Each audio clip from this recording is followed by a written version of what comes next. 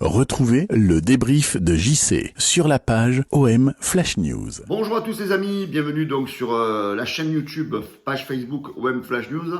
Voilà, c'est moi JC donc pour le compte rendu du match Angers Olympique de Marseille. Voilà, je remercie tous les nouveaux qui s'abonnent de jour en jour, vous êtes toujours de plus en plus.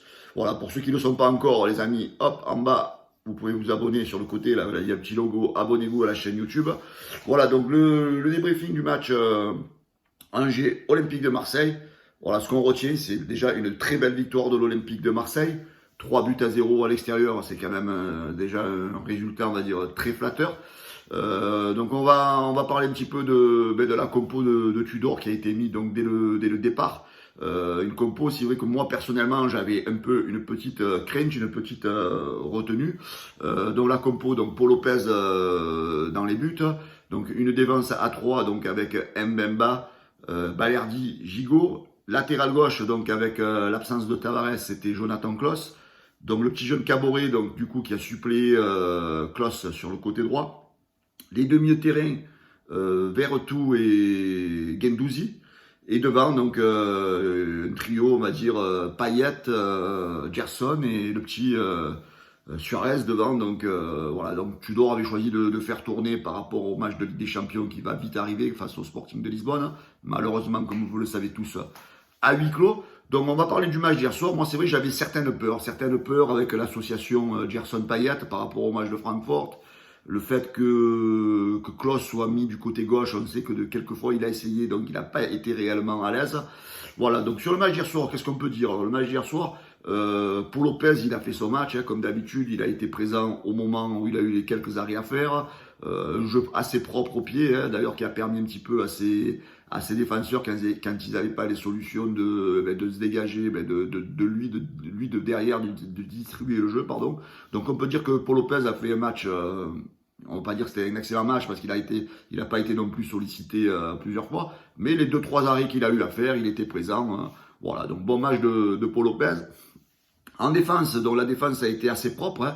La défense a été assez propre. Comme on voit à chaque fois qu'il y a Mbemba, ça sécurise un peu cette défense. Mbemba, pour moi, c'est un peu le patron de cette défense. Chaque fois qu'il est là, on est quand même un peu plus rassuré. Gigot, sur son côté, il a fait son match. Et Balerdi, je sais pas ce que vous en avez pensé. Moi, je pense que ce soir, en tant que défenseur axial, il a été pas mauvais. Il a fait quand même ses belles interventions. Voilà, c'est vrai, lui qu'on le critique depuis le début, on peut dire que Balerdi hier soir a fait un match très, très, très acceptable, on va dire. Voilà, on va pas chaque fois lui taper dessus.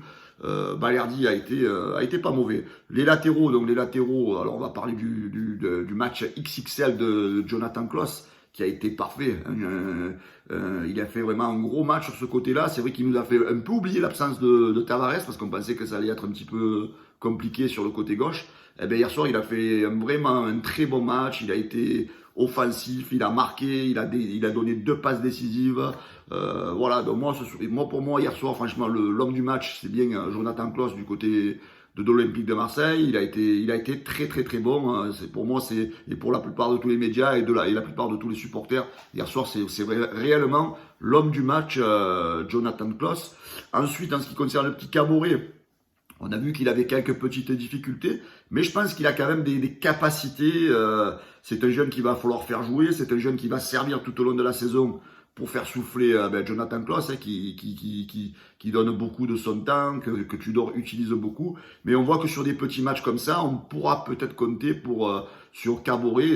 Voilà, on va le laisser grandir tout doucement sur ce style de match. Bon là, moi je vais pas l'affliger parce que je vois que certains le détruisent un peu sur certains réseaux.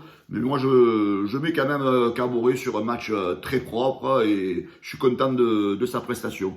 Au milieu de terrain, Guendouzi et Verretou. Alors Verretou sur la première mi-temps, je l'ai trouvé un peu catastrophique, c'est le mot.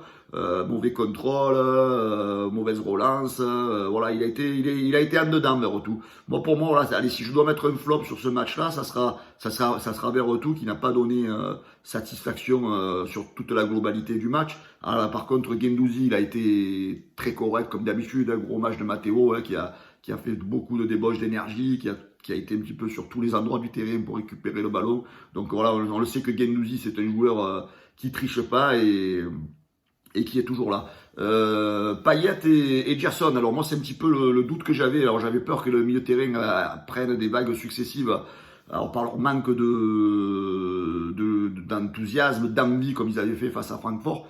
Alors Payet, ce qu'on peut dire sur le match de Payet, c'est qu'il a montré de l'envie, il a montré plus de motivation, il a essayé de se battre, il a essayé de récupérer des ballons.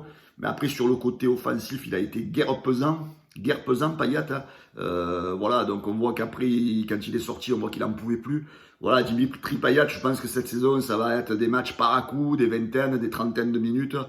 Mais malheureusement, je pense que le Dimitri Payet qu'on a connu, je crois que c'est fini. C'est fini un Dimitri Payet sur 90 minutes.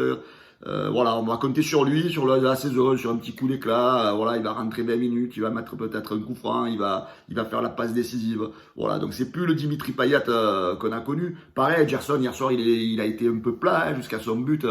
Manque de rapidité, mais plus il a montré un peu plus de motivation, on va dire, moins de nonchalance. En plus, il a marqué son but, ça va peut-être lui permettre de retrouver de la confiance. Au niveau de l'attaque, le petit Luis Suarez, il se bat beaucoup, hein, il fait le pressing, des fois il est maladroit, les mauvais choix, mais il a marqué, voilà, il a fait son taf hier soir, il a marqué un but. Donc du coup, moi malgré tout, je lui donne un match correct. Hein, c'est un attaquant qui se bat, il est combatif, ça, on peut pas lui lever. Après, Tudor a fait quelques remplacements en deuxième mi-temps. Donc il a fait rentrer Rongier. Bon, Rongier, on va pas détailler sur Rongier. Hein. Vous connaissez Rongier, c'est un excellent joueur, donc on va pas, voilà, s'épiloguer sur son cas à lui. Donc il est rentré Bamba Dieng. Voilà, Bamba Dieng, moi je suis content du retour de Bamba Dieng. Hein. Il est rentré quoi, 7-8 minutes. Il s'est procuré une belle occasion. Il a failli marquer. Il a apporté de la profondeur, de la rapidité.